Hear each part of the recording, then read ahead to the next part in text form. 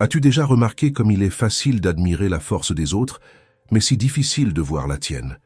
Même quand tu sais de quoi tu es capable, ton esprit trouve 1000 façons de te saboter. Il déterre de vieux souvenirs, répète des échecs passés, et tente de te convaincre qu'il est plus sûr d'abandonner que d'essayer. Mais il y a en toi quelque chose que rien ni personne ne peut détruire, ta force intérieure. Une forteresse silencieuse, invisible, qui peut s'endormir un temps, mais ne disparaît jamais.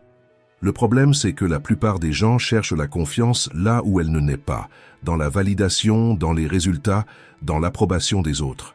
Mais la vraie confiance en soi ne dépend pas des applaudissements. Elle dépend de l'attitude.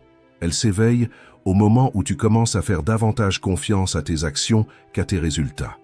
Quand tu agis avec courage, même sans savoir ce qui va se passer, quelque chose change. L'esprit comprend que tu n'as plus besoin de certitude pour avancer, que tu es capable, non pas parce que tout a réussi, mais parce que tu n'as pas renoncé à toi-même. Les stoïciens appelaient cela la maîtrise intérieure. Ils savaient que la confiance n'est pas une question de chance, mais d'entraînement. Et que la véritable force apparaît quand tu comprends que ce qui te forme, ce n'est pas ce qui t'arrive, mais ce que tu fais de ce qui t'arrive. Aujourd'hui, je vais te montrer comment avoir cette confiance, non pas avec des phrases toutes faites, mais avec des pratiques stoïciennes simples et profondes, capables de restaurer ton pouvoir intérieur. Et si tu veux commencer maintenant, écris dans les commentaires « Aujourd'hui, je crois en moi ». Parce que toute transformation commence par une décision, et la tienne commence aujourd'hui. Et avant de commencer, je te demande seulement 2 choses. Aime cette vidéo et abonne-toi à la chaîne. Ainsi, ces paroles atteindront ceux qui recherchent plus de clarté. Pratique 1. Fais à nouveau confiance en toi. Il y a en toi quelque chose qui ne se brise pas. Même lorsque tout semble s'effondrer, même lorsque le corps faiblit et que l'esprit doute, il existe un centre silencieux qui demeure intact, une flamme qui ne s'éteint jamais, seulement recouverte de cendres pendant un temps. Les stoïciens appelaient cela la forteresse intérieure, un espace que personne ne peut envahir, où ta volonté et ta raison gouvernent encore, même au milieu du chaos. Mais, parfois, tu oublies que cette force existe. Tu l'oublies les jours où la fatigue pèse plus lourd que la foi, dans ces moments où la peur te murmure qu'il vaut mieux abandonner. Et pourtant, si tu regardes bien, tu verras que tu as déjà été ici auparavant. Tu as déjà traversé des douleurs que tu croyais insurmontables, tu as déjà surmonté des chutes qui semblaient définitives, et tu as survécu à toutes. Alors demande-toi, qu'est-ce qui t'a relevé la dernière fois? Ce n'était ni le hasard ni la chance, mais cette force invisible, silencieuse, qui te pousse en avant lorsque plus rien ne semble fonctionner. Elle ne fait pas de bruit, mais elle a la consistance de l'acier et le calme de la terre ferme. Le monde peut te bousculer, les circonstances peuvent t'ébranler, mais rien ne peut te faire tomber tant que cette force reste éveillée. Parce qu'elle ne dépend pas de ce qui se passe à l'extérieur, elle naît de ce que tu choisis à l'intérieur. Marc Aurèle a écrit « La force d'un homme est proportionnelle à sa capacité de garder le contrôle de son propre esprit. » Et c'est bien de cela qu'il s'agit, reprendre le contrôle. Non pas sur le destin, mais sur ton attitude face à lui. La véritable confiance, ce n'est pas crier « je peux le faire », mais regarder le chaos et dire en silence « j'ai déjà connu pire et je suis toujours debout ». À chaque défi, cette forteresse grandit. À chaque douleur affrontée, elle se solidifie. Et si tu t'arrêtes pour écouter, tu t'en rendras compte. Ce qui semblait être de la faiblesse n'était qu'une pause entre une chute et la prochaine renaissance. Écris ici dans les commentaires. Ma force est plus grande que n'importe quelle chute. Parce que ta force intérieure n'est pas quelque chose que tu dois créer. C'est quelque chose que tu dois te rappeler. Elle a toujours été là, attendant le bon moment pour te reconstruire de l'intérieur vers l'extérieur. Pratique 2. Reconstruis l'univers à l'intérieur de toi. Tout ce qui existe à l'extérieur de toi n'est qu'un reflet de ce que tu construis à l'intérieur. Aucun changement extérieur n'est réel s'il ne commence pas dans l'âme. Tu peux avoir de nouvelles opportunités, des portes qui s'ouvrent, des personnes prêtes à te soutenir, mais si ton monde intérieur est envahi par l'insécurité, tu verras une menace là où il y a une chance, de la peur là où il y a un chemin, et du doute là où il y a une possibilité. L'esprit humain est un miroir, il reflète ce qu'il abrite. Si le miroir est trouble, le monde paraît déformé. Mais lorsque tu le nettoies, lorsque tu organises tes pensées, guérit tes souvenirs et réaligne tes intentions, la réalité change de forme sous tes yeux. Les stoïciens appelaient cela la maîtrise intérieure, l'art de gouverner son propre monde avant d'essayer de réparer celui des autres. Parce que celui qui ne construit pas un abri en lui-même vit à la merci de chaque tempête extérieure. Réfléchis à cela.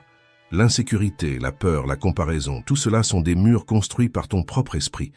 Et ce qui te retient le plus, ce n'est pas ce qui te manque, mais ce que tu continues à répéter, les vieilles pensées, les vieilles croyances et les vieux schémas. Ils forment un labyrinthe dans lequel tu tournes en rond, croyant être perdu, alors qu'en réalité tu as simplement oublié la sortie. Épictète disait « Aucun homme n'est libre tant qu'il ne se domine pas lui-même ». Et cette liberté ne naît pas de la force, mais de la conscience. C'est lorsque tu comprends que tout ce qui t'emprisonne se passe dans ta propre tête et que, malgré tout, tu as la clé. Recréer ton monde intérieur, c'est cela. Changer le ton de la voix qui te parle. C'est remplacer le « je n'y arrive pas » par « je suis encore en train d'apprendre ». C'est rééduquer la voix de l'insécurité, jusqu'à ce qu'elle devienne seulement figurante et non plus narratrice principale. C'est commencer à planter des pensées qui soutiennent la version de toi que tu veux devenir. Pense à ton esprit comme à un jardin. Tu peux le laisser pousser au hasard, plein de mauvaises herbes de peur, de doute et de culpabilité, ou le cultiver avec intention, en l'arrosant de présence, de patience et de discipline. Ce qui fleurira dépend de ton choix. Et plus tu nettoies le terrain à l'intérieur, plus la vie à l'extérieur commence à répondre. La loi est simple. Le monde change lorsque tu changes ta manière de le voir. Ta voix intérieure ne décrit pas la réalité, elle la fabrique. Et plus tu auras de maîtrise intérieure pour la rééduquer, la questionner et la diriger, plus ta vie changera. Recréer ton monde intérieur, ce n'est pas effacer le passé, mais le transformer en sagesse. Ce n'est pas nier la douleur, mais construire quelque chose de beau à partir d'elle. C'est te rappeler chaque jour que le pouvoir de recommencer ne t'a jamais été retiré. Écris ici dans les commentaires, le changement commence en moi. Parce qu'au fond, la véritable révolution est silencieuse, elle se déroule en secret, dans l'esprit, jusqu'au jour où le monde entier se rend compte que tu es renaissant. Pratique 3. Apprends à rester entier dans le présent. Nous vivons comme si le temps était un ennemi. L'esprit court vers l'avenir, le cœur reste accroché au passé, et le présent se perd au milieu du chemin. Mais c'est seulement ici, dans cet instant, que la vie se déroule vraiment. Les stoïciens appelaient cela l'attention pleine à la raison, l'art d'être entièrement présent dans chaque acte comme si ce moment était le seul existant. Marc Aurèle nous a laissé l'une des phrases les plus puissantes à ce sujet. Concentre-toi à chaque instant, en romain, en homme, à faire ce qui est devant toi avec sérieux, précision, tendresse, volonté et justice. Il ne parlait pas de perfection, mais de présence, car l'esprit absent est le berceau de presque toutes les souffrances. Combien de fois étais-tu physiquement présent quelque part, mais avec la tête perdue dans 1000 pensées, revivant de vieilles conversations, anticipant des scénarios qui n'arriveront peut-être jamais, essayant de contrôler ce qui ne peut pas l'être. Et, sans t'en rendre compte, tu as cessé de vivre le présent, le seul temps qui existe vraiment. Être présent demande du courage, le courage d'arrêter de courir, de regarder ce que tu ressens, d'accepter ce qui est. Parce que le présent est simple, mais l'esprit complique tout. Il veut revenir à ce qui est déjà passé ou s'avancer vers ce qui n'est pas encore arrivé. Et c'est dans cette oscillation que naissent l'anxiété, la fatigue et le vide. La présence, au contraire, est un acte de pouvoir. C'est dire « je suis ici, je ne fuis plus la vie ». C'est l'esprit qui revient dans le corps qui revient dans l'instant, et l'instant qui recommence à vibrer. Réfléchis à cela. Chaque fois que tu t'abandonnes vraiment à un moment, à une conversation, à une respiration, à un coucher de soleil, le temps ralentit. Lorsque tu cesses d'être spectateur, tu gagnes la capacité de faire partie de la scène. Marc Aurèle disait aussi que l'homme qui vit en harmonie avec le moment vit en harmonie avec l'univers. Et c'est là l'essence de la présence. Ne pas contrôler le temps, mais couler avec lui.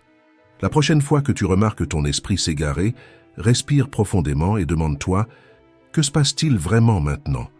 Cette question simple agit comme une ancre qui te ramène au réel, à ton propre centre. Écris ici dans les commentaires « Aujourd'hui, je reviens au présent ». Parce que la vie n'est ni dans ce qui est passé, ni dans ce qui viendra. Elle est ici, attendant l'instant où tu décides enfin d'être présent. Pratique 4. Entraîne ton esprit jusqu'à ce que l'impossible devienne une habitude. Aucun changement véritable ne se maintient sans discipline.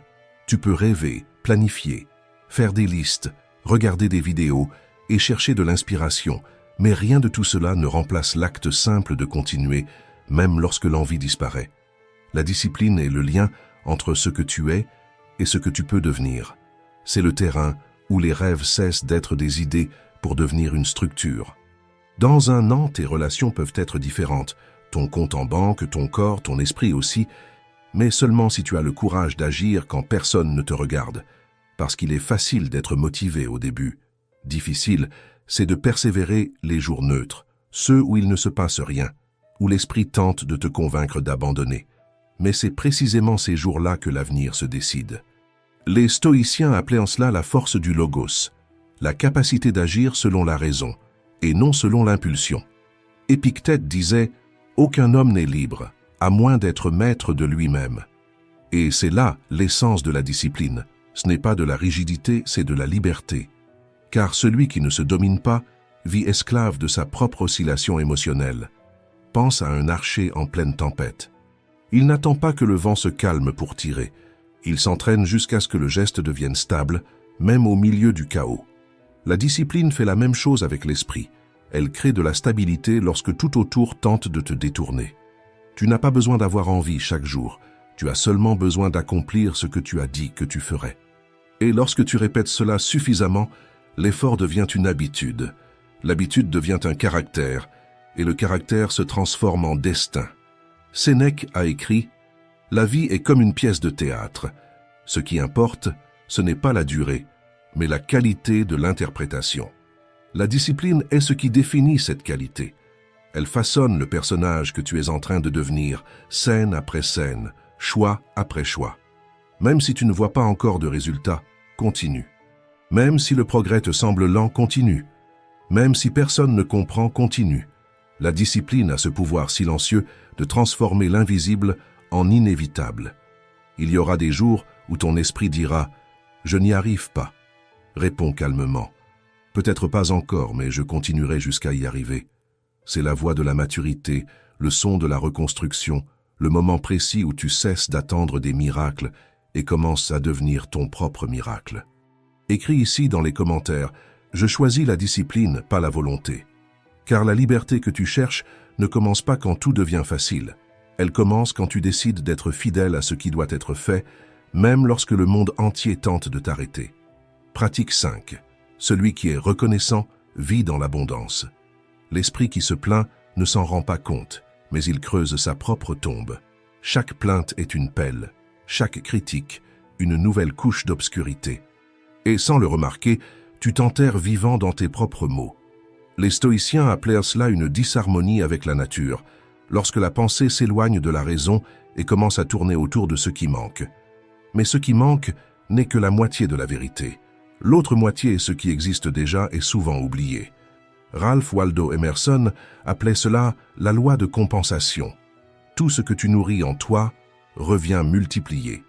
Non pas comme une punition ou une récompense, mais comme la conséquence naturelle de l'énergie mentale et morale que tu cultives. Celui qui parle de manque vit le manque. Celui qui s'attache à la pénurie répète la pénurie. Mais celui qui choisit la gratitude change la vibration de son esprit. Et là où l'esprit change, la vie change avec lui. La gratitude n'est pas une négation de la douleur. C'est une manière de la traverser avec dignité. C'est regarder le chaos et dire « Il reste encore ici quelque chose qui mérite d'être valorisé ». Même si ce n'est que le simple fait de respirer, elle ne t'aveugle pas, elle t'apporte de la lucidité. Parce que la gratitude redonne de la proportion à ce qui semblait insupportable. Elle retire le focus de ce qui te manque et redonne ton attention à ce qui te soutient. C'est comme allumer une lumière dans une pièce sombre. Rien ne change dehors, mais tu vois enfin où tu poses les pieds. L'insatisfaction, au contraire, est une prison aux barreaux invisibles. Tu commences en voulant améliorer ce que tu as et tu finis par oublier tout le chemin déjà parcouru. Et c'est ainsi que le cycle se répète. Plus tu te plains, plus la pièce s'assombrit. Marc Aurèle écrivait « Quand tu te réveilles, souviens-toi du privilège qu'est d'être en vie. Respirer, penser, sentir et aimer. » Cette phrase n'est pas un poème. C'est un manuel de survie pour l'âme. Le simple fait de remercier réorganise la pensée et te rend le contrôle de ton état d'intérieur. C'est pourquoi, avant que cette vidéo ne se termine, remercie en silence pour quelque chose, aussi petit que cela puisse paraître, aussi banal que ce soit. Et si tu peux, répète-le avant de dormir le matin et avant toute pensée, parce qu'un esprit reconnaissant est comme une fenêtre ouverte. L'air recommence à circuler, la lumière revient à entrer. La gratitude est un entraînement à la présence, et celui qui s'exerce à voir ce qu'il a acquiert la force de chercher ce qu'il désire, sans désespoir, sans comparaison, sans peur. Écris ici dans les commentaires, je choisis de remercier, parce que la vie répond au ton de ta conscience, et quand la tienne vibre en gratitude, tout ce qui est endormi en toi commence, peu à peu, à fleurir. Pratique 6. Aie la force de continuer quand le plus facile serait d'arrêter. Le courage n'est pas du bruit, c'est une décision silencieuse. C'est l'instant où tu sens la peur frapper à la porte, et qu'au lieu de lui faire de la place, tu fais un pas de plus dans la bonne direction. Il ne s'agit pas de se sentir invincible, il s'agit de ne pas se trahir quand la route se resserre. La peur essaie toujours de négocier ton retour, elle promet du confort, elle reporte les promesses, elle peint le pire scénario. Le courage, c'est voir ce marchandage et rester sur le chemin. Un pas de plus.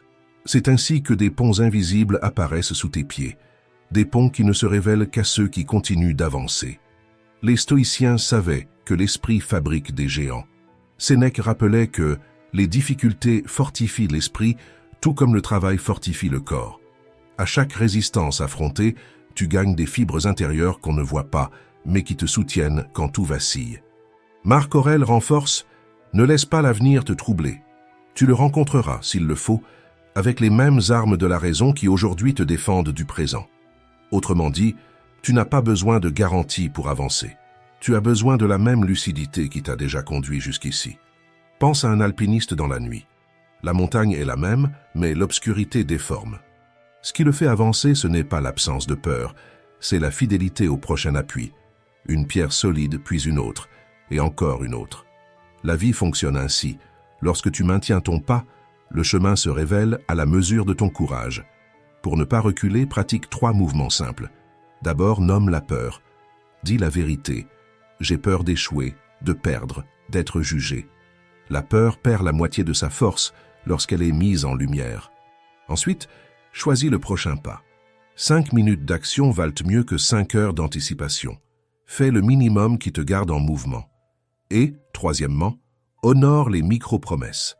Termine ce que tu as commencé aujourd'hui, même si c'est petit. Chaque promesse tenue renforce la confiance. Chaque promesse rompue enseigne à reculer. Le courage, c'est la cohérence. Continuer à être celui que tu as choisi d'être, même quand le monde te repousse. Et avec le temps, quelque chose change à l'intérieur. La peur parle encore, mais elle ne décide plus. Tu regardes en arrière et tu vois une trace de petits progrès qui, ensemble, sont devenus une traversée. Écris ici dans les commentaires. Aujourd'hui j'avance, je ne recule pas.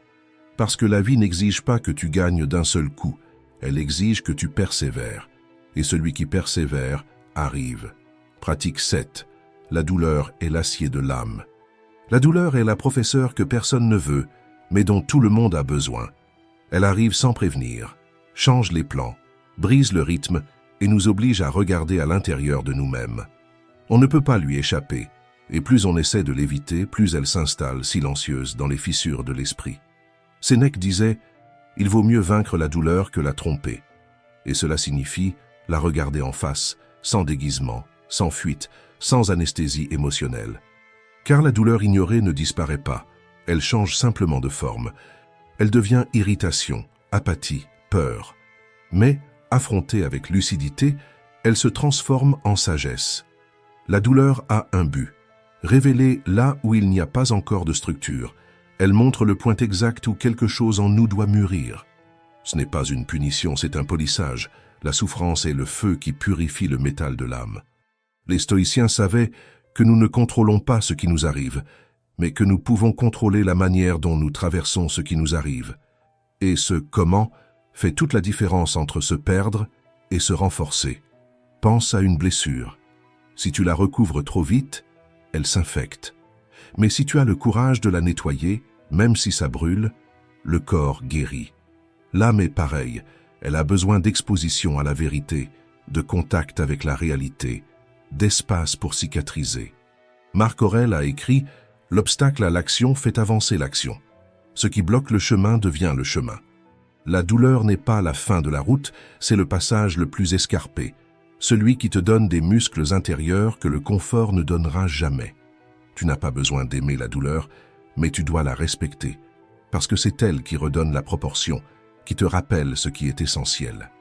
Et quand tu acceptes ce rôle, quelque chose change. Ce qui avant était un poids devient un apprentissage. Ce qui avant était une blessure devient une force. La douleur est la traversée entre celui que tu étais et celui que tu es en train de devenir. Et, de l'autre côté, il existe une version de toi plus sereine, plus lucide et plus entière. Respire et répète en silence « Je ne fuis pas la douleur, je la traverse. » Parce que celui qui a le courage de ressentir a le courage de grandir. Et celui qui traverse la douleur avec conscience ne revient jamais le même. Il revient plus fort, plus calme et enfin libre. Pratique 8. Quand l'esprit s'organise, la vie devient limpide. Le désordre est une forme subtile d'auto-sabotage. Ce n'est pas seulement le chaos des tiroirs ou des papiers, c'est la confusion des pensées, l'excès de bruit, les idées inachevées qui pèsent et te paralysent. Et, sans t'en rendre compte, tu commences à trébucher sur ce que ton propre chaos a créé. Le stoïcisme nous enseigne qu'un esprit désordonné est un champ de mines. Chaque distraction, un obstacle, chaque pensée perdue, une explosion potentielle. Quand l'intérieur est en désordre, l'extérieur répond par le même tumulte. Rien ne circule, rien ne s'aligne, rien ne prospère. Pense à toutes les opportunités que tu as déjà perdues parce que tu n'étais pas prêt. Un projet resté sur le papier, une conversation importante repoussée, une chance passée inaperçue parce que ton attention était trop dispersée pour la remarquer. La vie offre des chemins, mais c'est la clarté qui permet de les reconnaître. Marc Aurèle a écrit « L'âme se teint de la couleur de ses pensées. Et si tes pensées vivent dans le désordre, ton âme se confond avec le bruit. Mais lorsque tu commences à les organiser, quelque chose de magique se produit. Le monde semble moins hostile, les décisions deviennent plus simples, le temps prend forme. Organiser l'esprit, ce n'est pas chercher à tout contrôler, c'est décider ce qui mérite une place. C'est choisir les pensées qui construisent et non celles qui consument. C'est nettoyer le terrain intérieur, car là où règne l'ordre, l'énergie circule. Réserve un moment de ta journée pour t'écouter. Note ce qui doit sortir de ta tête. Ferme les onglets mentaux qui ne servent plus. Simplifie ce qui est devenu trop complexe. Aucun progrès n'est possible lorsque l'esprit est plein de bruit. Pense à ton esprit comme à un temple. Chaque pensée qui y entre est une offrande, et c'est toi qui décides si tu y apportes des fleurs ou des déchets. L'environnement intérieur que tu crées détermine le type de vie que tu mènes. La clarté est une forme de paix. Et la paix n'est pas l'absence de problème, c'est l'espace pour voir les solutions. C'est pourquoi chaque fois que tu sens le chaos s'approcher, respire profondément et répète « Quand je m'organise à l'intérieur, tout s'harmonise à l'extérieur. » Parce que la confusion coûte cher. Elle vole ton énergie, ta concentration et tes opportunités. Mais l'esprit organisé est un phare. Il éclaire ce qui compte, et le reste, simplement, cesse de peser. Pratique 9. L'énergie des commencements. Tout changement commence dans un instant silencieux, le moment où tu décides de faire autrement. Cela peut sembler insignifiant. Se lever plus tôt, respirer avant de réagir, éteindre le téléphone, remercier au lieu de se plaindre. Mais c'est dans ces gestes presque invisibles que le destin commence à se réorganiser. La manière dont tu commences ta journée définit le ton de ton esprit. Et la manière dont tu termines la nuit façonne la paix qui t'accompagne pendant ton sommeil. Les stoïciens le savaient et considéraient les commencements comme des rituels sacrés.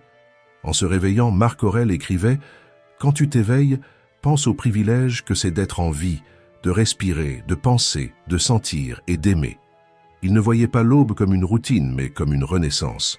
Le commencement est une chance de réinitialiser l'âme, de purifier les excès, de réaligner les intentions et de choisir qui tu veux être dans ce nouveau cycle qui débute, qu'il s'agisse du cycle d'un jour, d'un mois ou d'une vie entière. Beaucoup perdent le pouvoir des commencements parce qu'ils se réveillent en mode automatique. Ils se lèvent en portant le poids d'hier, se couchent en craignant déjà demain. Mais le vrai commencement exige de la présence. Il exige de regarder le moment présent avec révérence, comme si tu tenais entre tes mains quelque chose de fragile et de sacré. Alors, avant de plonger dans le bruit du monde, respire. Sens la légèreté du matin, fais quelque chose qui te ramène à ton axe. Lis une phrase, médite, range ton espace ou simplement remercie. Ce n'est pas une perte de temps, c'est une construction du temps. Parce que la manière dont tu commences ta journée détermine ce que la journée fera de toi. Et lorsque la nuit viendra, ralentis. Ferme les écrans, ferme le bruit et ouvre le silence. Revois ce que tu as vécu, apprends de ce qui t'a blessé, reconnais ce qui a grandi. Le repos est le point de départ du prochain commencement. Épictète disait « Ce n'est pas ce qui t'arrive qui compte, mais la manière dont tu réagis. » Eh bien, réagir commence avant d'agir. Cela commence dans la préparation, dans la clarté, dans l'intention avec laquelle tu te présentes devant la vie. La magie des commencements ne réside pas dans ce que tu fais, mais dans la manière dont tu le fais. Avec attention, avec sérénité, avec intention, parce que tout ce qui commence avec conscience se termine avec sens. Écris ici dans les commentaires. Aujourd'hui, je recommence avec mon âme. Parce que chaque jour est un nouveau commencement, et chaque fois que tu t'éveilles vraiment, le monde s'éveille avec toi. Pratique 10. Aie confiance dans le temps de ton évolution. La confiance en soi ne naît pas du jour au lendemain. Elle se cultive, s'arrose, se polit avec le temps, comme un arbre qui grandit en silence avant d'apparaître à la lumière. Mais nous vivons à une époque qui nous a convaincus que tout doit être immédiat. Le succès, la guérison, le changement. Et c'est cette précipitation qui détruit ce que tu essaies de construire. Les stoïciens appelèrent la patience la vertu du sage, parce qu'elle est l'équilibre entre agir et faire confiance, entre faire ce qui dépend de toi et accepter le rythme naturel des choses. La confiance en soi est un processus, pas un événement. Elle se forme pas à pas, victoire après victoire, erreur après recommencement. Et quand tu comprends cela, quelque chose change en toi. Le désespoir laisse place à la constance et la culpabilité laisse place à la compréhension. Marc Aurèle écrivait « Ce qui croît lentement s'enracine profondément ». Et c'est ainsi pour toi. Les transformations les plus authentiques sont celles qui mûrissent en silence, loin des projecteurs, quand personne ne regarde. L'impatience est la voix de la comparaison, celle qui te dit que tu es en retard, que tu n'es pas assez, que tu aurais déjà dû aller plus loin. Mais la patience est la voix de la sagesse. Elle dit « Continue, ton rythme est le bon. Pense à une graine. Tu ne la forces pas à fleurir, tu prépares la terre, tu lui offres de la lumière, tu l'arroses avec soin et tu fais confiance. Il en va de même pour ta reconstruction intérieure. Ce que tu ressens n'est pas un manque de progrès, c'est simplement le temps qui fait son œuvre. Être patient avec soi-même, ce n'est pas abandonner, c'est respecter le processus. C'est savoir que chaque petit pas est une victoire et que les chutes font aussi partie du chemin. La précipitation exige des résultats, la patience exige de la présence. Alors, lorsque tu as l'impression que tout prend trop de temps, souviens-toi, la vraie croissance n'est jamais immédiate, mais elle est durable. À chaque pas, même invisible, tu deviens quelqu'un de plus stable, de plus conscient, de plus entier. Écris ici dans les commentaires « Je respecte mon processus ». Parce que celui qui apprend à être patient avec lui-même cesse de lutter contre le temps et commence enfin à marcher avec lui. Si cette vidéo t'a aidé à voir la vie sous un nouvel angle, laisse un j'aime, partage-la et abonne-toi à la chaîne. Et n'oublie jamais, le temps ne revient pas, mais la manière dont tu l'utilises peut transformer complètement ta vie. Merci d'avoir regardé. Rien en toi n'est neutre. Ou bien tu commandes ce que tu ressens, ou bien ce que tu ressens commence à commander ta vie.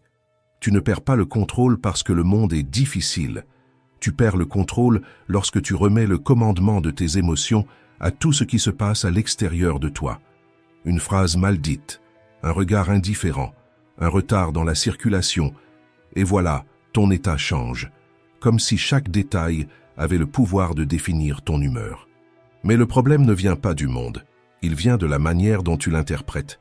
C'est là que naît le véritable pouvoir, la maîtrise émotionnelle.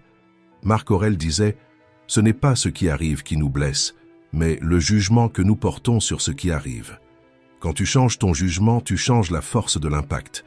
Imagine maintenant la même journée, les mêmes problèmes, mais avec toi différent, tu ne réagis pas, tu réponds. Tu ne te perds pas, tu observes.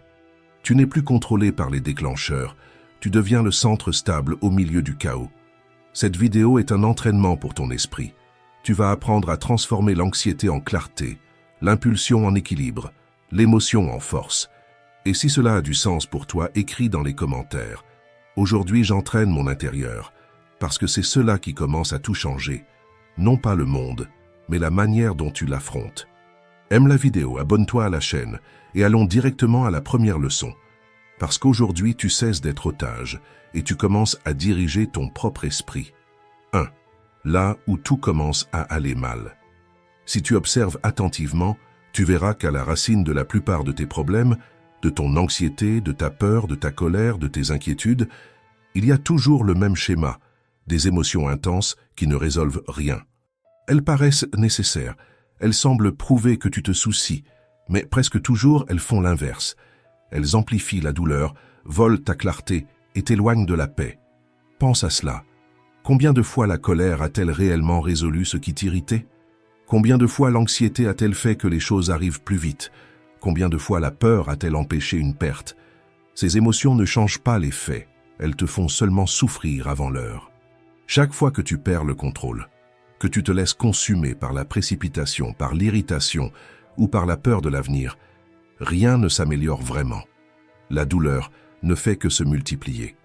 Marc Aurèle a écrit dans « Penser pour moi-même » « Les causes de nos émotions sont souvent pires que ce qui nous préoccupe. » Il savait que le véritable poids de la vie ne réside pas dans ce qui arrive, mais dans la manière dont nous réagissons à ce qui arrive.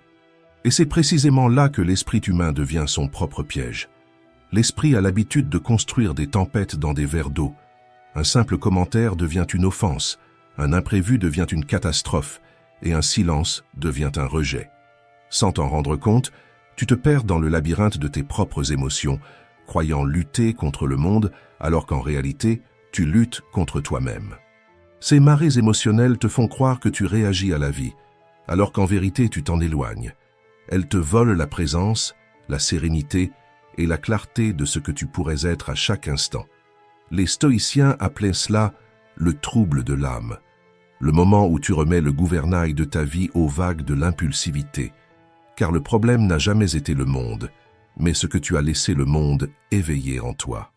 Mais quand tu observes avant de réagir, que tu respires avant de répondre et que tu te tais avant de te perdre, quelque chose de puissant se produit. Le chaos extérieur continue, mais à l'intérieur de toi naît un nouvel ordre. La véritable force ne réside pas dans l'élimination de la peur, mais dans le fait de ne pas te laisser dominer par elle. Elle n'est pas de retenir la colère, mais de la transformer en lucidité. Et elle n'est pas d'ignorer l'anxiété, mais de te rappeler que le moment présent est le seul endroit où la vie existe réellement. Il ne s'agit pas de ressentir moins, mais de ne pas te perdre dans ce que tu ressens. Et c'est dans cette lucidité que naît la paix. Parce que la paix n'est pas l'absence d'émotion, c'est la maturité émotionnelle. C'est lorsque tu comprends que tout n'a pas besoin de réponse, que toute douleur n'a pas besoin de drame, et que le silence est parfois la plus haute forme de sagesse. Souviens-toi de ceci, la vie ne te détruit pas à cause de ce qui arrive, mais à cause des tempêtes que tu crées à l'intérieur de toi. Et lorsque ton esprit revient au centre, tout ce qui semblait impossible redevient simple. 2. Comment vivre en paix sans être dominé par les émotions. Beaucoup de gens croient que vivre selon le stoïcisme, c'est ne rien ressentir. Mais c'est exactement le contraire. Les stoïciens ne cherchaient pas à éliminer les émotions, mais à les purifier. Ils voulaient ressentir avec conscience et non être entraînés par des impulsions aveugles. Ils n'étaient pas froids, ils avaient simplement appris à remplacer l'excès par l'essentiel. Moins de colère, plus de compréhension, moins de peur, plus de clarté, moins d'orgueil, plus d'humilité, moins d'ego, plus d'amour. Marc Aurèle a écrit « La clé de la vie, c'est d'être libre de la passion, mais rempli d'amour. Amour pour le moment présent, amour pour les gens, amour pour le destin. » Le stoïcisme n'est pas l'absence d'émotion. C'est l'art de ressentir avec maturité, et il y a un abîme entre tout ressentir et être dominé par tout ce que l'on ressent. Marc Aurèle a pleuré la mort d'un maître qu'il aimait profondément, Épictète parlait de compassion, Sénèque écrivait sur la tendresse. Il ressentait, mais ne se perdait pas dans ce qu'il ressentait. Il savait que la souffrance est inévitable, mais que le désespoir est un choix. Le but n'était pas de devenir indifférent, mais lucide. Le stoïcisme ne t'invite pas à être de pierre, mais à être ferme comme une montagne qui accueille le vent sans perdre sa base.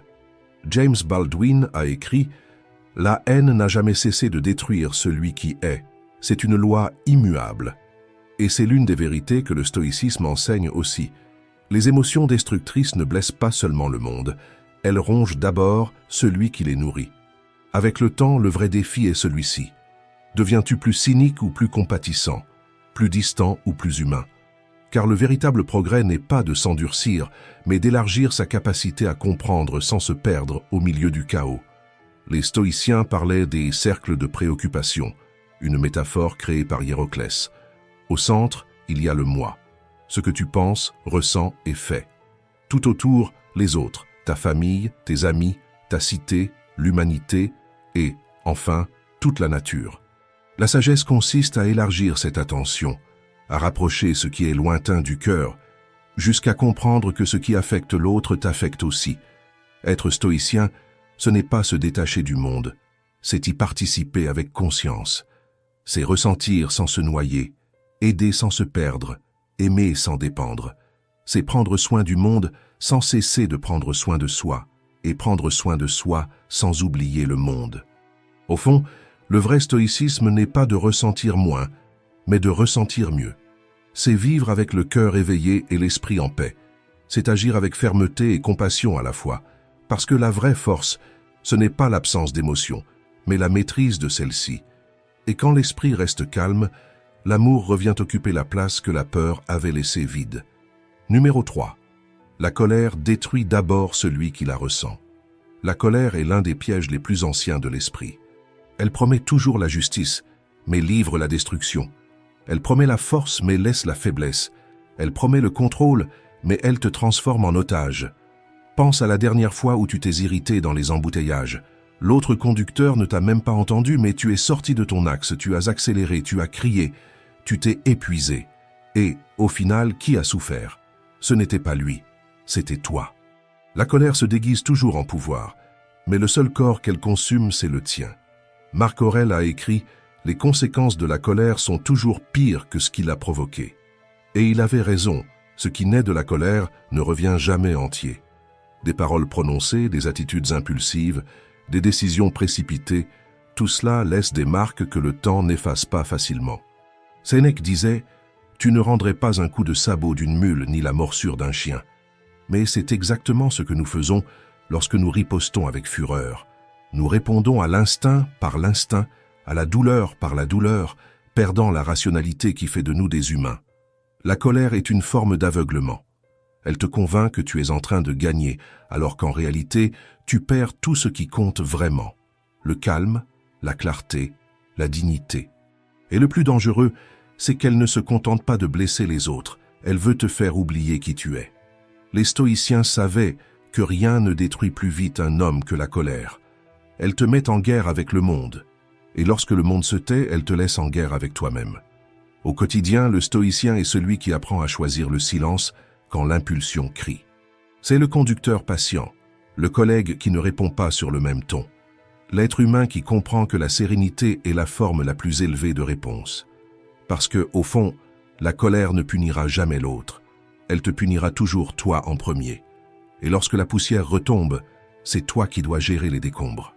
L'empereur Hadrien, mu par la fureur, blessa un jour l'un de ses serviteurs dans un acte d'impulsion. Ensuite, repentant, il offrit tout ce qu'il possédait en compensation.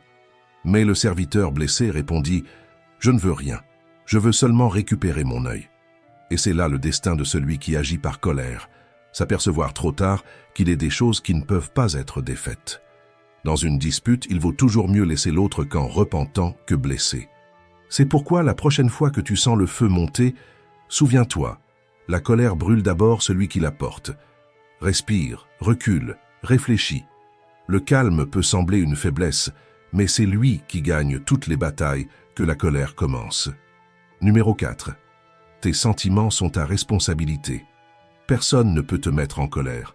Personne ne peut te frustrer, t'offenser, te déstabiliser, à moins que tu ne le permettes. C'est l'une des vérités les plus inconfortables du stoïcisme et aussi l'une des plus libératrices. Tu es le seul responsable de tes émotions. Épictète disait « Si tu te sens offensé, comprends que tu es complice de l'offense. Parce que rien ne nous trouble en soi. Ce qui nous trouble, ce sont nos opinions sur ce qui arrive. Les mots, les gestes, les attitudes des autres sont neutres. C'est l'interprétation que nous leur donnons qui les transforme en douleur.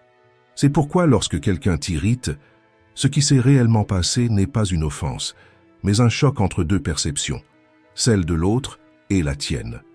La colère naît dans l'espace entre le fait et le jugement. Et c'est précisément dans cet espace que tu as le choix de réagir ou de demeurer en paix. Marc Aurèle écrivait souvent à ce sujet. Il rappelait une ancienne phrase d'Euripide. « Pourquoi devrions-nous nous mettre en colère contre le monde, comme si le monde s'en apercevait ? L'univers ne change pas avec ta fureur. Il ne se soucie pas du volume de tes cris ni de tes critiques.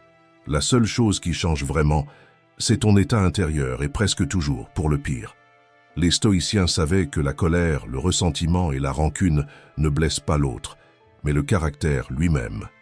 Marc Aurèle disait « La meilleure vengeance, c'est de ne pas ressembler à celui qui t'a blessé. » Et cette phrase résume toute la maturité émotionnelle que le stoïcisme enseigne. Ce n'est pas l'insulte qui te dégrade, c'est la façon dont tu y réponds. Réfléchis-y. Tu peux être insulté et rester calme. Tu peux être critiqué et demeurer intègre. Tu peux être blessé et malgré tout, préserver ta dignité. L'émotion ne te détruit que lorsqu'elle te fait trahir toi-même. Épictète racontait l'histoire d'un homme qui fut frappé alors qu'il se baignait dans les thermes de Rome. Quand l'agresseur lui présenta ses excuses, il répondit « Je ne me souviens même pas d'avoir été frappé. » Et c'est là le pouvoir de la maîtrise de soi. Choisir ce qui mérite une réaction et ce qui ne mérite simplement aucune place en toi. Assumer la responsabilité de tes émotions est un acte de souveraineté. C'est comprendre que le monde ne changera pas pour t'épargner, mais que tu peux changer la façon dont le monde t'affecte.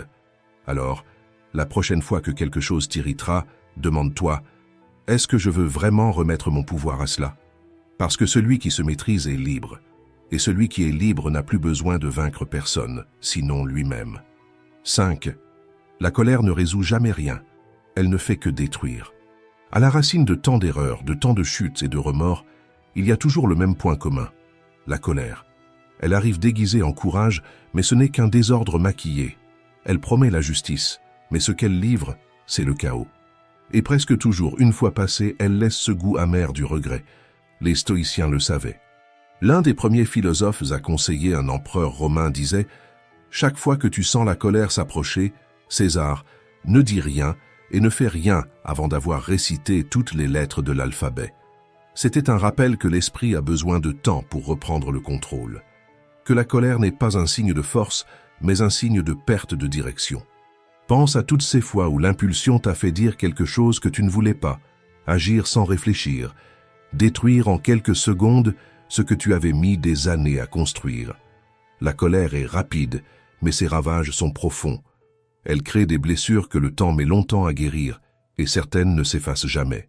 Marc Aurèle a écrit « La meilleure façon de se venger, c'est de ne pas ressembler à l'offenseur. » En d'autres termes, ne réagis pas au même niveau que celui qui te provoque. La véritable supériorité consiste à préserver ta lucidité quand tout autour de toi tente de t'entraîner vers le chaos. Respirer avant de répondre n'est pas une faiblesse, c'est une maîtrise. Attendre quelques secondes avant d'agir peut sembler peu de choses, mais c'est dans cet intervalle que la raison revient, et avec elle, la dignité. La colère veut de l'urgence, la sagesse demande du temps. Et chaque fois que tu choisis le calme plutôt que l'impulsion, tu gagnes quelque chose que personne ne peut t'enlever. le contrôle de toi-même. Souviens-toi, la colère n'aide jamais. Elle te fait seulement lutter contre le vent, fatigué, épuisé et vide. Mais celui qui apprend à respirer au milieu de la provocation, celui-là triomphe sans blesser. 6. Comprends ce que tu ressens. Les émotions ne sont pas des ennemis.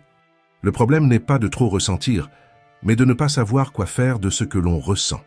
Le stoïcisme n'a jamais enseigné à éliminer les émotions, il a enseigné à les dominer. Car le sage n'est pas celui qui ne ressent rien, c'est celui qui ressent tout, mais ne se laisse pas emporter. La plupart des gens essaient de réprimer la colère, de cacher la peur, de dissimuler la tristesse. Mais réprimer, c'est comme tenter d'éteindre un feu avec un autre feu. Plus tu luttes contre, plus tu te brûles. Le stoïcien fait l'inverse.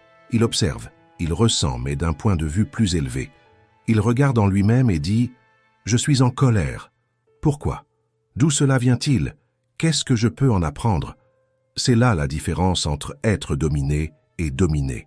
L'émotion est toujours là, vivante, vibrante, mais maintenant, c'est l'esprit qui est aux commandes. Tu ne fuis pas ce que tu ressens, tu utilises ce que tu ressens.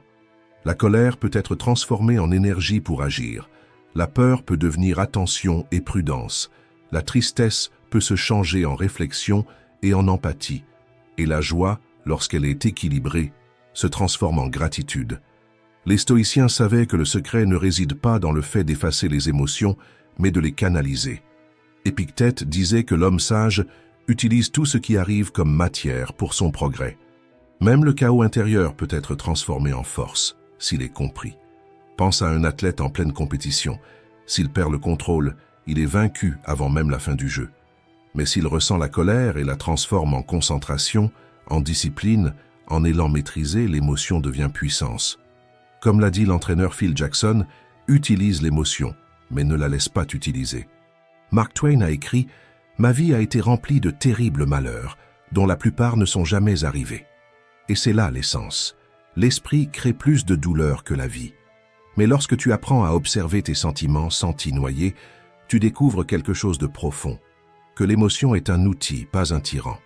L'utiliser avec sagesse, c'est ce qui transforme la réactivité en pouvoir, l'impulsion en clarté et la douleur en croissance.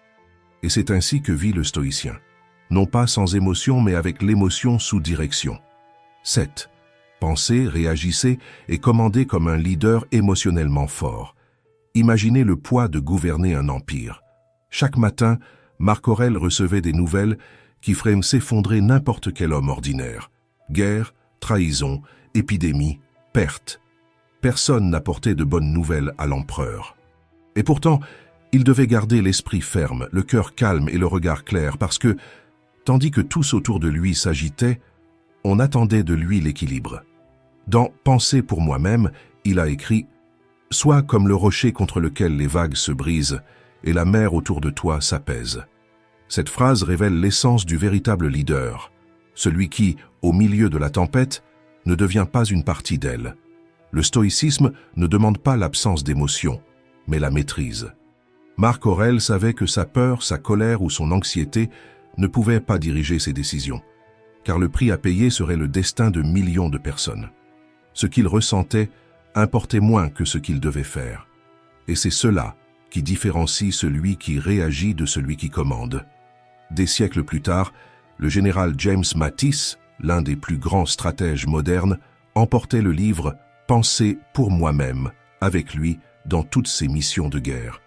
Il disait que le plus grand défi d'un leader n'est pas le manque d'information, mais le manque de réflexion. Nous vivons à une époque où tout le monde réagit, mais peu de gens pensent vraiment. Et le leadership, comme la sagesse, naît du silence avant la décision. Un leader qui perd le contrôle émotionnel met tout en péril. Mais celui qui observe avant d'agir, respire avant de répondre et réfléchit avant de punir, conquiert quelque chose de rare, le respect, la lucidité et l'autorité morale. Pensez à un pompier face au feu.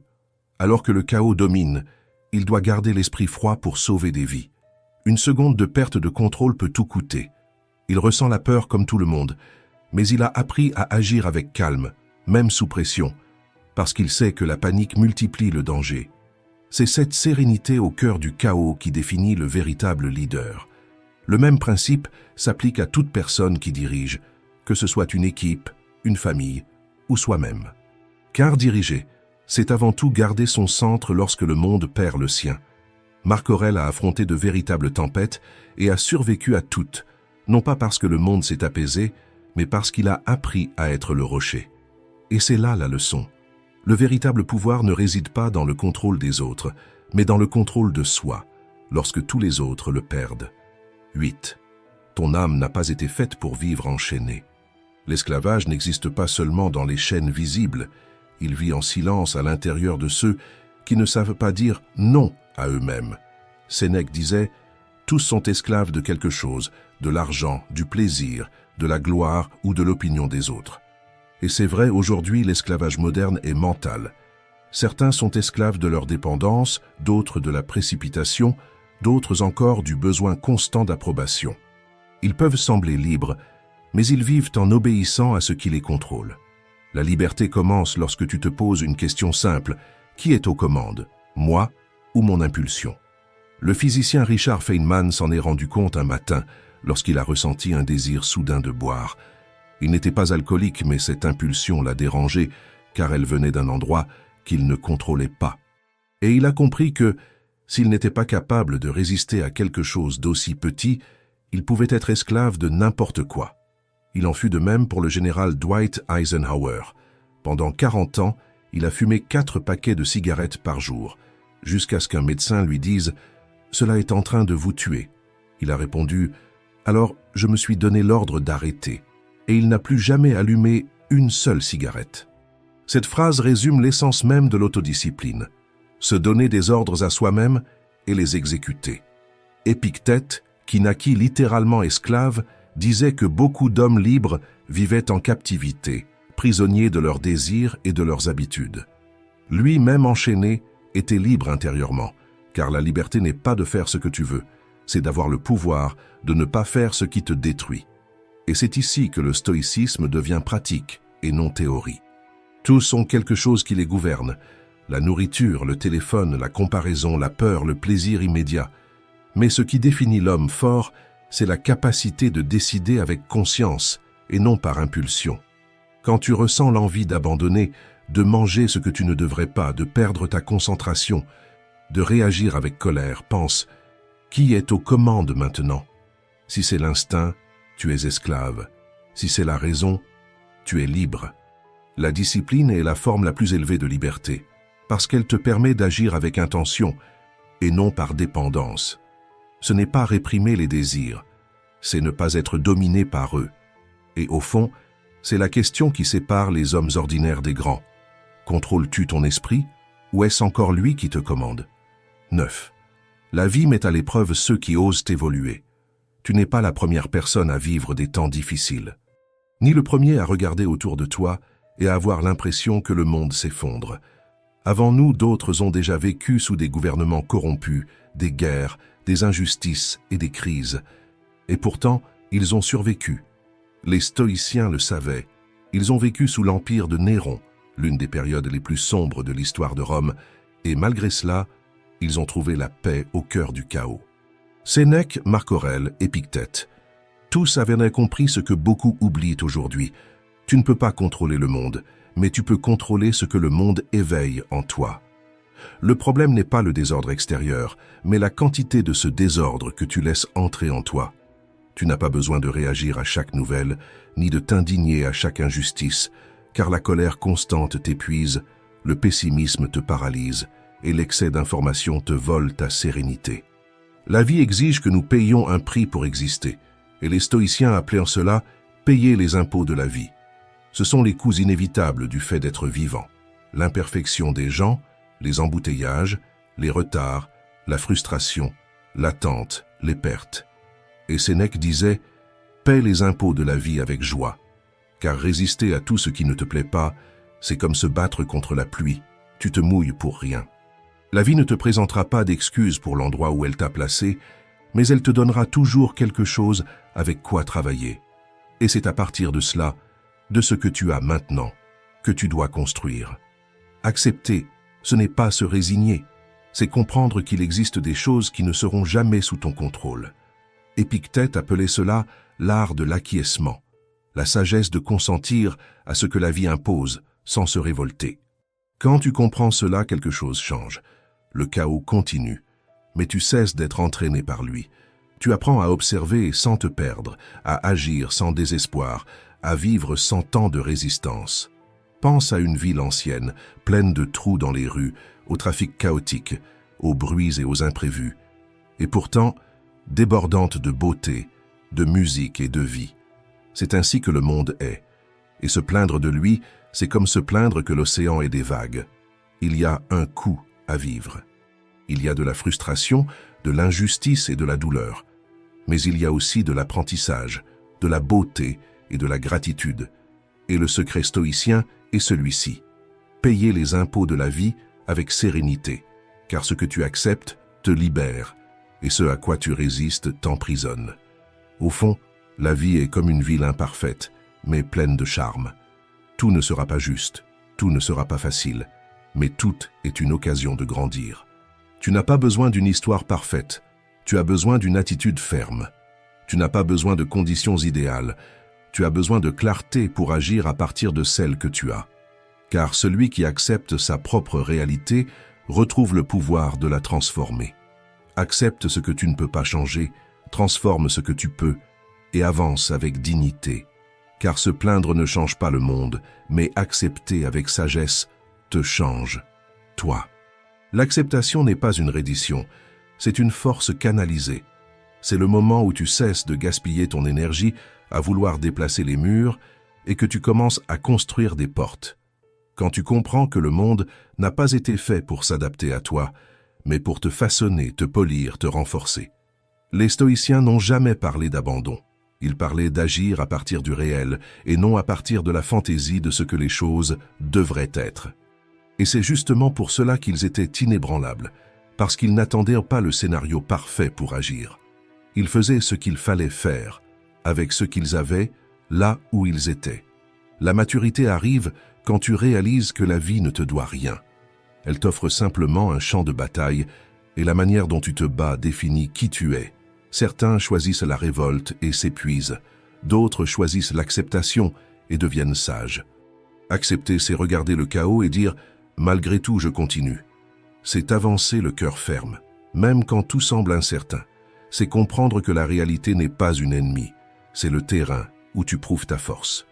C'est pourquoi, lorsque la vie te met à l'épreuve, ne demande pas « pourquoi moi ?» Demande « que puis-je apprendre de cela ? Qu'est-ce qui est encore sous mon contrôle ?» Ce simple changement de question transforme la faiblesse en pouvoir. La véritable paix ne naît pas quand tout s'arrange, elle naît quand tu décides de ne pas te perdre pendant que tout arrive.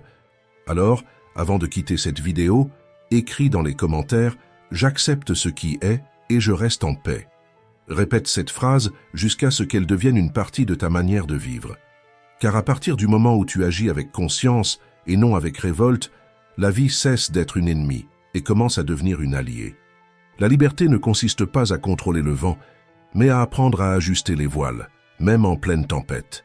Et quand tu comprends cela, tu découvres que rien ne peut vraiment t'arrêter, car celui qui accepte ce qui est conquiert le pouvoir de transformer ce qui sera. Si cette vidéo t'a aidé à voir la vie sous un nouvel angle, laisse un j'aime, partage-la et abonne-toi à la chaîne. Et n'oublie jamais, le temps ne revient pas, mais la manière dont tu l'utilises peut transformer complètement ta vie. Merci d'avoir regardé. En toi existe une force qui veut grandir, une volonté silencieuse d'être plus, de mieux vivre, de te dépasser. Et cette force apparaît chaque fois que tu sens que tu pourrais faire davantage, mais qu'une chose invisible te retient. Entre ce que tu désires et ce que tu fais réellement, il existe un territoire appelé résistance. Certains l'appellent paresse, d'autres procrastination, mais le nom importe peu. Ce qui importe vraiment, c'est de comprendre qu'elle n'habite pas dans le corps, mais dans l'esprit. C'est l'état mental de celui qui sait ce qu'il doit faire, mais se perd dans les excuses, les distractions et les promesses qu'il ne tient jamais. La discipline ne naît pas d'un miracle, elle naît de la répétition, de l'inconfort, de ta décision quotidienne de sortir de la zone de confort et d'entrer dans la zone de croissance. Tu possèdes ce pouvoir, celui d'agir avec conscience plutôt que par impulsion. celui de transformer l'effort en identité. Cette vidéo parle de cela, de te forcer à grandir, même lorsque ton corps réclame du repos, même lorsque ton esprit doute, même lorsque la peur tente de t'arrêter.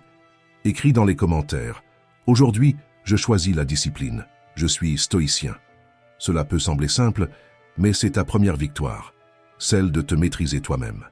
Parce que la vie commence à te respecter lorsque tu apprends à te respecter d'abord. Avant la première leçon, je te demande seulement 2 choses. Laisse ton « j'aime » sur la vidéo et abonne-toi à la chaîne. Ainsi, ce contenu pourra atteindre davantage de personnes qui ont besoin de cette transformation. Et maintenant, allons ensemble vers la première leçon. Principe 1. La haute performance commence dans l'esprit. La haute performance, c'est faire tout ce qui est possible pour atteindre un très haut niveau dans ce que vous voulez accomplir. C'est fonctionner à la limite saine de vos capacités avec direction et intention. Imaginez un moteur de grande puissance, roulant avec le frein à main serrée. Il fait du bruit, consomme du carburant mais ne bouge pas. C'est ce qui se passe quand vous avez du talent et un objectif, mais que vous laissez votre énergie se disperser dans les distractions, les inquiétudes et les doutes. Ce n'est pas un manque de capacité, c'est de la puissance sans direction. Abraham Maslow l'a résumé en une phrase. Ce qu'un homme peut être, il doit l'être. Quand vous ne cherchez pas à donner le meilleur de vous-même, un vide naît, que le repos ne guérit pas. Car ce n'est pas la fatigue de l'action, c'est la fatigue de l'omission. Les stoïciens appelaient cela vivre en accord avec son moi idéal, non pas un saut théâtral, mais des pas cohérents. La haute performance n'est pas une intensité qui vient et repart, c'est une continuité appliquée à ce qui compte vraiment. Comment pouvez-vous pratiquer cela dans la vie réelle? Appliquez le protocole 2-10-2, né de la règle des 2 minutes. Commencez par 2 minutes, rien de plus. Si vous devez étudier, ouvrez le livre et lisez 2 pages. Si vous devez vous entraîner, levez-vous et bougez pendant 2 minutes. Si vous voulez mieux diriger, réfléchissez pendant 2 minutes à une action concrète pour votre équipe. Ensuite, ajoutez 10 minutes de concentration chronométrée sur le même objectif. Et après, prenez 2 minutes pour noter ce que vous avez fait et quel sera le prochain pas. Ce cycle court réduit la friction, crée de l'attraction et maintient la direction. Si vous souhaitez arrêter après, arrêtez-vous, mais presque toujours, vous continuez parce que le cerveau ne produit pas l'action à partir de la motivation, il produit la motivation à partir de l'action. Et chaque fois que vous accomplissez un petit acte de discipline, ce n'est pas seulement l'habitude qui change, c'est la qualité de votre présence au monde. Vous commencez à exister avec plus de force, plus de direction, plus de vérité. Ce n'est pas l'intensité qui transforme, c'est la continuité. Et c'est à cet instant que votre potentiel cesse d'être une idée et devient une action. La haute performance, c'est quand l'âme et l'action travaillent dans la même direction. Ce n'est pas courir plus vite que les autres, c'est apprendre à courir dans la bonne direction. C'est faire ce qui compte, chaque jour, jusqu'à ce que cela devienne une partie de ce que vous êtes. Vous n'avez pas besoin de changer le monde aujourd'hui. Vous devez simplement avancer dans la direction de votre meilleur. Et pour sceller cet engagement, transformez l'intention en action. Laissez dans les commentaires « Aujourd'hui commence ma haute performance ». Et ensuite, exécutez votre premier 2-10-2. C'est le début, simple, direct et puissant, non pas d'une promesse, mais d'une nouvelle routine de grandeur. Principe 2.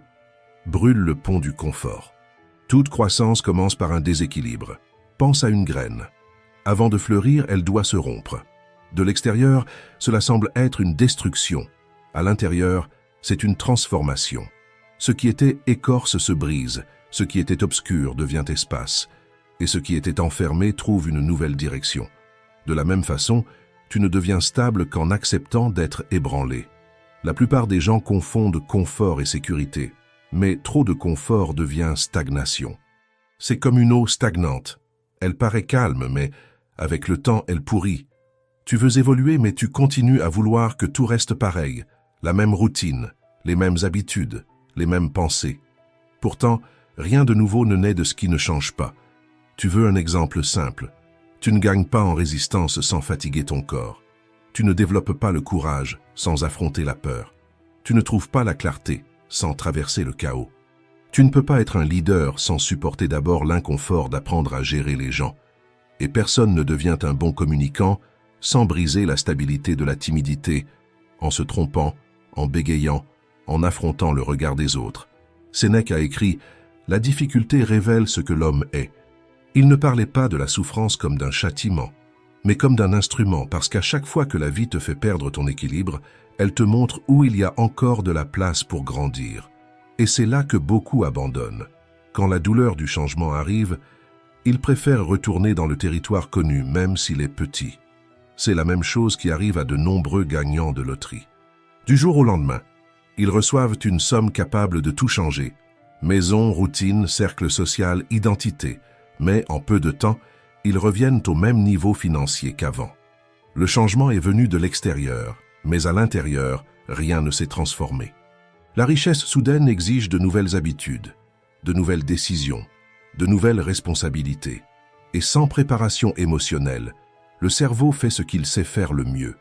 Il revient à son ancien point d'équilibre. C'est comme essayer de contenir un océan dans un verre.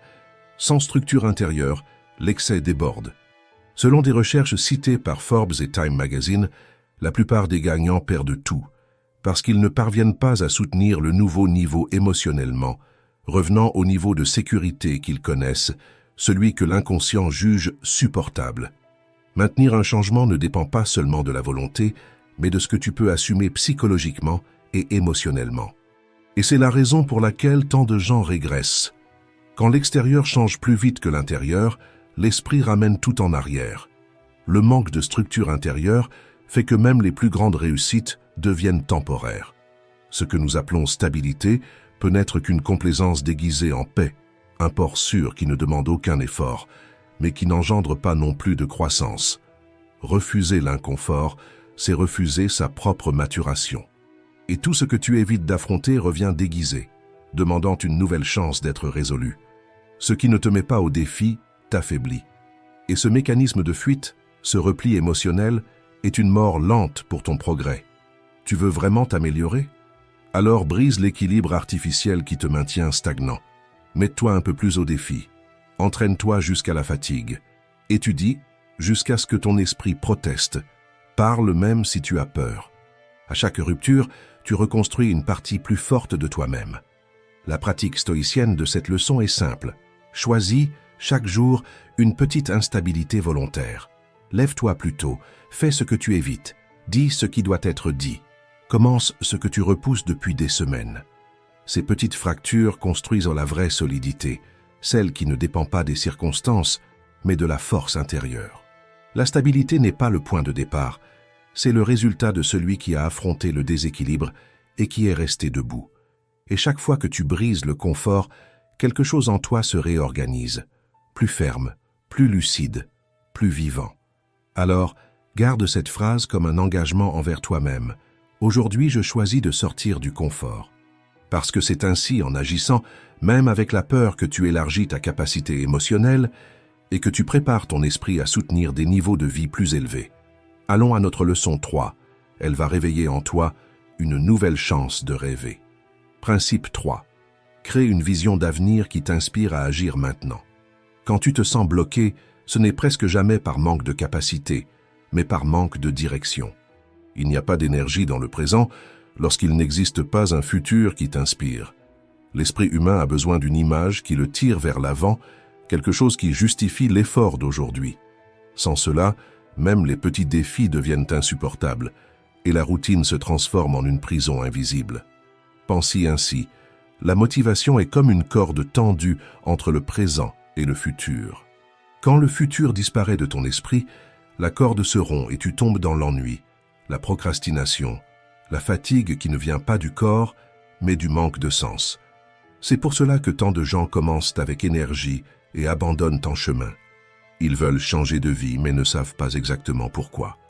Ils disent « Je veux avoir de la discipline, je veux être productif », mais ils ne peuvent pas répondre. Pour arriver où? Sans destination claire, tout effort semble trop lourd. C'est comme gravir une montagne sans savoir ce qu'il y a au sommet.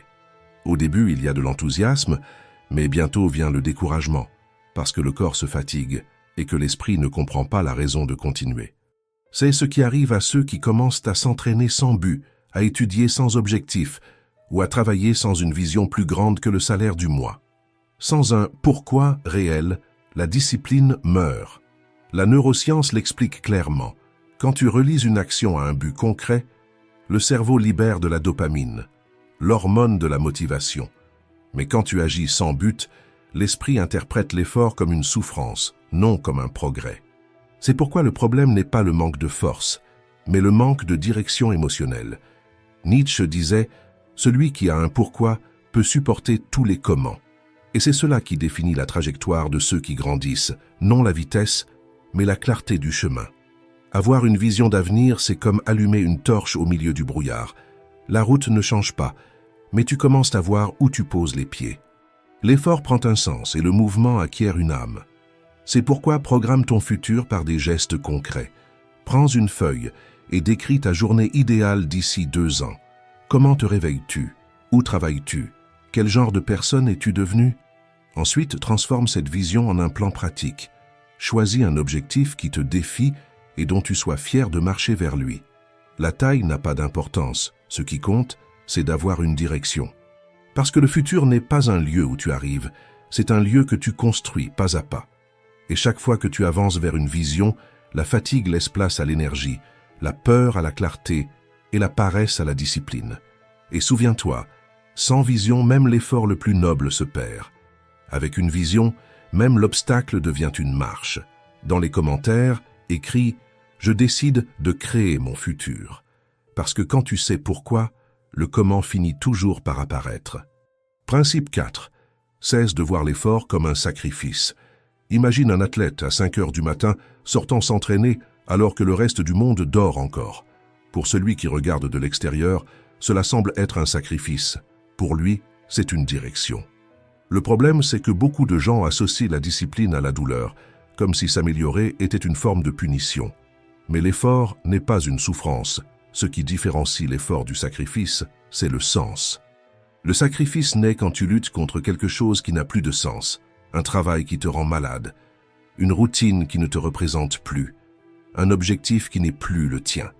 L'effort, au contraire, c'est quand tu avances vers ce en quoi tu crois, même fatigué, même avec peur. Sénèque disait « Personne n'est malheureux de faire ce qu'il veut, il est malheureux de faire ce qu'il ne veut pas ».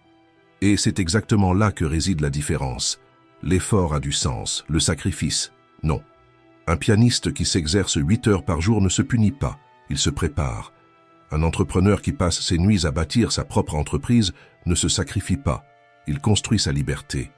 Ces personnes ne fuient pas la fatigue, elles choisissent le type de fatigue qui en vaut la peine.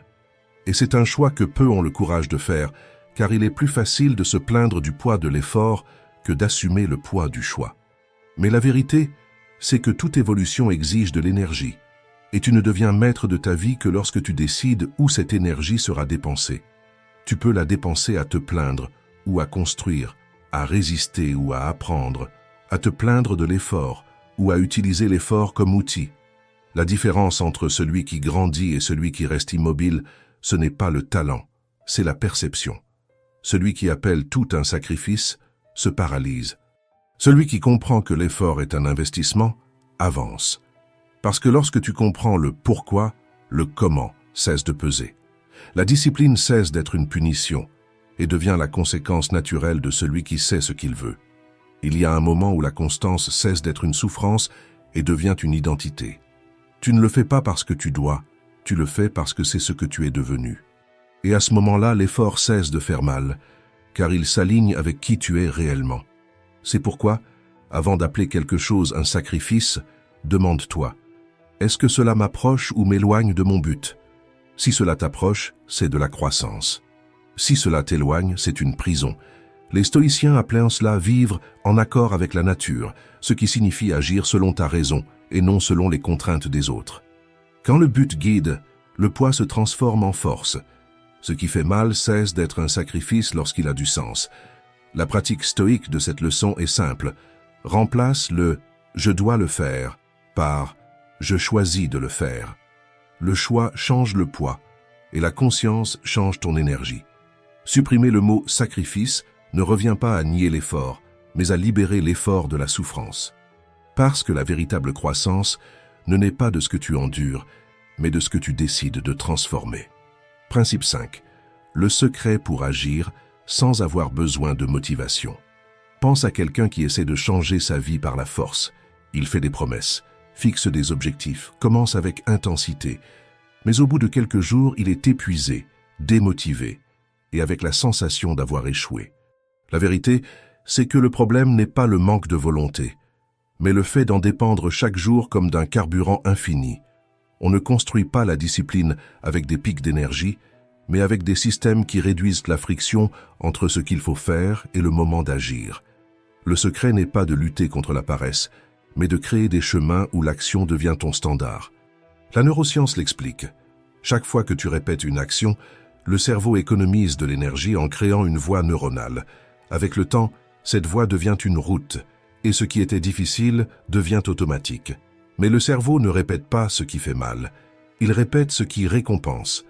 C'est pourquoi les habitudes nées de la culpabilité meurent dans l'épuisement. Et les habitudes qui naissent du plaisir, du sens et de la cohérence fleurissent sans résistance.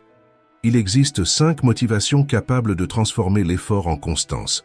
Le plaisir, l'identité, le sens, le progrès et la cohérence. Plaisir. Quand tu associes l'habitude à quelque chose de bon, le cerveau comprend que cela vaut la peine de continuer. Écoute de la musique pendant que tu ranges la maison. Entraîne-toi dans un lieu qui t'inspire. Écris avec un stylo que tu aimes. Lis avec un café chaud à côté de toi. Le plaisir n'a pas besoin d'être le but, mais il doit être présent dans le processus.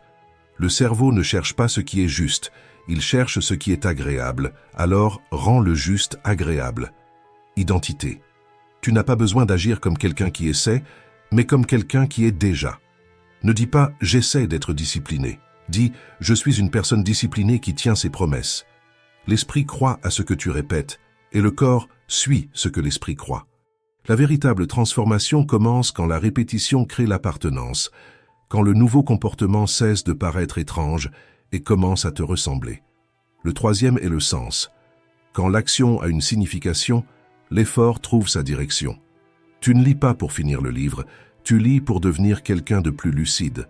Tu ne t'entraînes pas pour avoir un corps parfait, tu t'entraînes pour avoir de la clarté mentale, de la résistance émotionnelle et de la maîtrise de soi. Le sens est l'énergie qui relie l'habitude à l'identité. Quand le pourquoi est fort, le comment devient léger. Progrès. Célèbre les petites victoires. Le cerveau apprend mieux lorsqu'il perçoit des avancées. Chaque jour où tu accomplis le minimum, tu entraînes ton esprit à avoir confiance en toi. N'attends pas le résultat final pour te sentir bien. Sois fier du processus. Le progrès est la preuve vivante que tu passes de l'intention à l'exécution.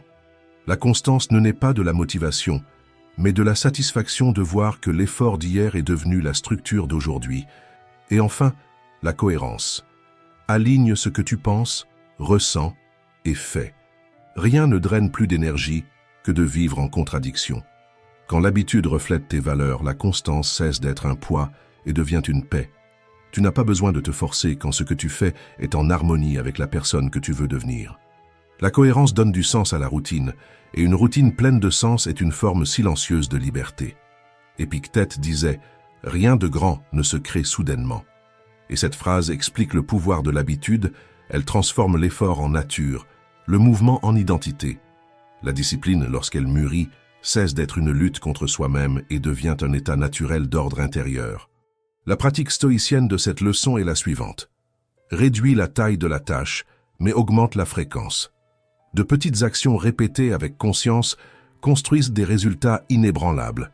Ce n'est pas une question d'avoir envie, c'est une question de devenir le type de personne qui agit même sans envie. Et quand cela arrive, tu comprends que la discipline n'est pas une prison, c'est le pur état du contrôle de soi, c'est la liberté en avance. Écris ici dans les commentaires, aujourd'hui je choisis d'être constant. Et souviens-toi, la constance est le secret silencieux des grandes conquêtes. Elle transforme ce qui semblait impossible en inévitable. Principe 6. Tu attires ce que tu es prêt à vivre. Tout désir a un prix, et presque personne n'est prêt à le payer, celui de la préparation. Beaucoup de gens veulent le succès, mais peu sont prêts à le soutenir. Pense à quelqu'un qui souhaite prospérer financièrement, mais qui garde la mentalité de celui qui craint chaque risque, ou à quelqu'un qui veut un amour mûr, mais qui n'a pas encore appris à communiquer, ni à gérer sa propre impatience. La personne demande le fruit, mais n'a pas encore cultivé le terrain. L'univers ne te refuse pas ce que tu veux, il ne te donne simplement pas ce que tu n'es pas encore capable de porter. Épictète disait, « Ne souhaite pas que les choses arrivent comme tu le veux. Souhaite qu'elles arrivent comme elles doivent arriver, et tu seras heureux. » Ce n'est pas de la résignation, c'est de la maturité. Avant de demander plus, deviens plus. Avant de demander des résultats, développe ta structure. Tu veux un exemple simple? Beaucoup rêvent de diriger, mais ne supportent pas la contradiction. Ils veulent entreprendre, mais cherchent encore l'approbation avant de décider. Ils veulent la liberté, mais se sabotent avec des habitudes qui les maintiennent prisonniers. Tu n'attires pas ce que tu désires, tu attires ce que tu es prêt à gérer. Tu veux plus de reconnaissance? Supporte le poids des critiques. Tu veux plus de liberté? Sois prêt à affronter les conséquences de tes choix. Tu veux la stabilité émotionnelle? Entraîne ton esprit à ne pas vaciller devant la moindre contrariété. C'est pour cela que tant de gens obtiennent quelque chose et le perdent ensuite. Il ne manquait pas de chance, il manquait de structure. La réussite arrive, mais l'émotionnel reste au niveau d'avant. C'est comme changer de maison et continuer à dormir par terre. Le décor change, mais le schéma reste le même. La préparation est ce qui transforme le désir en capacité réelle.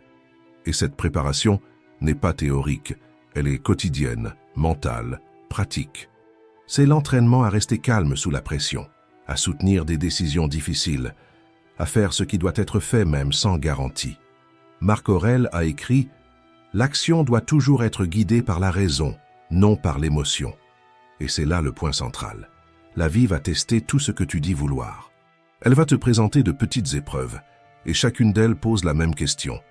Le veux-tu vraiment ou aimes-tu seulement l'idée de cela? La pratique stoïcienne de cette leçon est claire. Vise aujourd'hui comme quelqu'un déjà à la hauteur de ce qu'il désire. N'attends pas le scénario idéal pour agir. Agis comme si tu en faisais déjà partie. La préparation précède le miracle.